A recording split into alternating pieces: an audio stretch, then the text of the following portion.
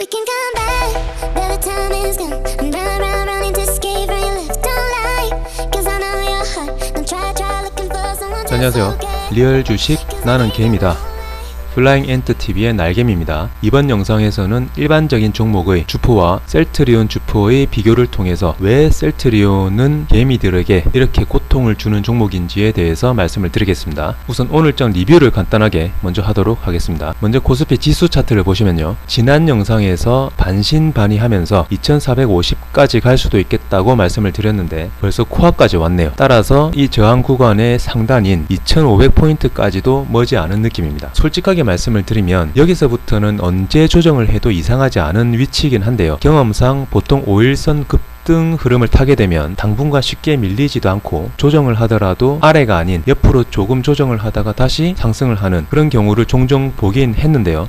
대표적으로 예전에 DB 하이텍이라는 종목이 5일선을 타고 이전 최고점을 한 번에 돌파해버린 경우가 있었죠. DB 하이텍 차트를 잠깐 보시면요, 여기에 이 라인이 이전 최고점이었죠. 여기가 이전 최고점이었는데 옆에서 보면 이 구간에서 5일선을 계속 타고 가다가 여기 이전 최고점을 한 번에 돌파를 해버렸죠. 그리고는 옆으로 조금 가다가 다시 또 상승을 하고요. 물론 하나의 종목하고 지수를 비교하기는 좀 그렇긴 한데요, 흐름 자체가 조금 비슷한 느낌이어서 말씀을 드려봤습니다. 그냥 이렇게 갈 가능성이 조금은 있겠다 정도로만 생각을 하시면 될 것 같습니다. 자, 어쨌든 지금부터는 지수를 예측하기가 상당히 힘든 것 같습니다. 그런데 단기적인 흐름에서 조정을 할 수는 있지만 올해 말과 내년까지를 생각하면 역사적인 신고가를 돌파를 하고 새로운 시세를 낼 것은 거의 분명해 보입니다. 오늘장 수급을 보시면요, 드디어 외인과 기관이 오랜만에 순매수를 기록했습니다. 외인은 조금씩 팔다가 한번 사니까 대량 매수를 해버리네요. 기관은 대량 매도를 하다가 한번 살 때는 겨우 차라리 매도 포지션을 유지하는 게 일관성은 있어 보이네요. 자, 오늘 장을 보니까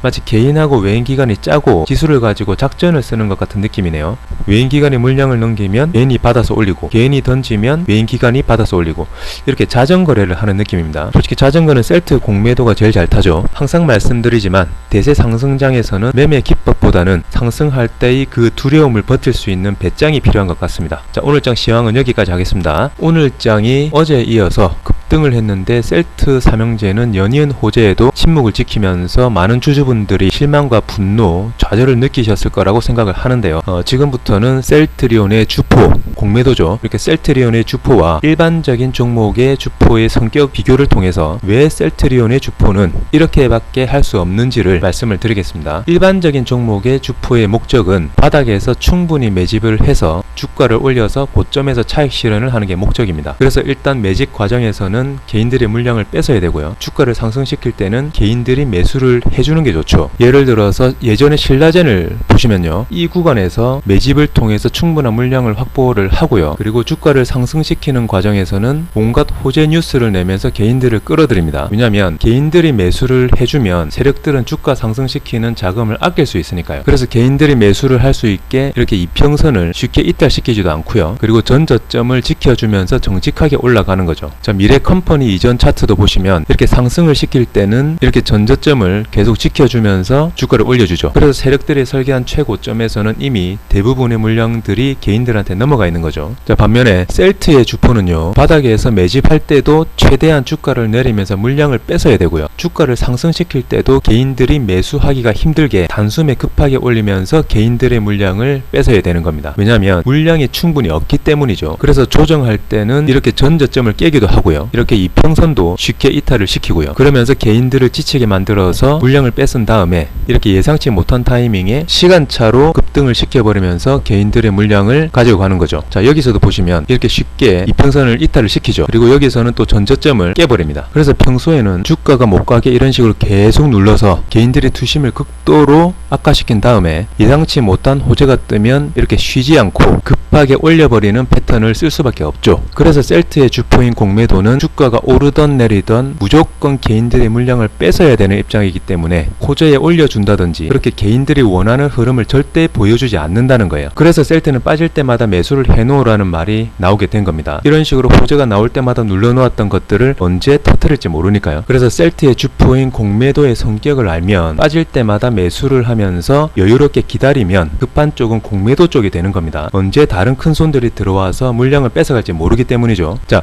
뭔가 두서없이 없이 설명을 드린 것 같은데요. 음봉 매수해서 기다리다가 큰 수익, 이걸 말씀드리기 위해서 이렇게 장황하게 설명을 드렸네요. 자, 지루하고 화나고 실망스럽겠지만요, 대세 상승장에서 주가가 오르면 오히려 손실을 보는 공매의 입장을 생각하시면서 하루하루 편하게 추매 존버 하시다 보면 나중에는 주변의 모든 사람들이 부러워하는 큰 수익을 보실 수 있지 않을까 생각을 합니다. 항상 각종 셀트 게시판에서 극도의 좌절, 실망, 분노로 서 회장님을 호출하는 글들이 나올 때면 여지없이 조만간 셀트는 급등의 모습을 보여줬던 것 같습니다. 자, 이번 주 목요일은 옵션 만기와 헬스케어의 실적 발표가 있는데요.